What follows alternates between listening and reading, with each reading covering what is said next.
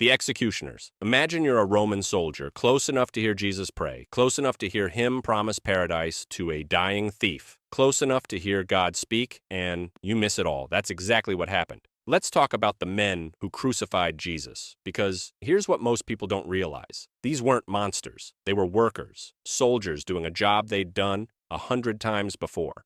Matthew 27:27 says the whole cohort gathered in the courtyard first. A cohort, that's 200 to 600 Roman soldiers, and before the nails even come out, the mockery starts. Purple robe thrown over his shoulders, thorn crown pressed onto his head, blood runs immediately. They kneel in front of him, voices dripping with sarcasm.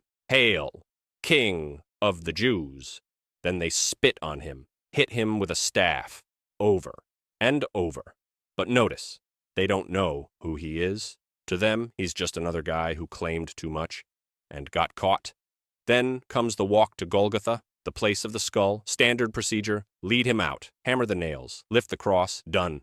And here's where it gets fascinating. John 19:23 describes what happens next. They divide his clothes into 4 parts, one for each soldier in the execution squad: tunic, outer robe, belt, sandals. But the tunic is seamless, woven in one piece, from top to bottom, too valuable to rip apart, so they gamble for it, right there at the foot of the cross, kneel in the dirt, and cast lots. And here's the moment that should blow your mind.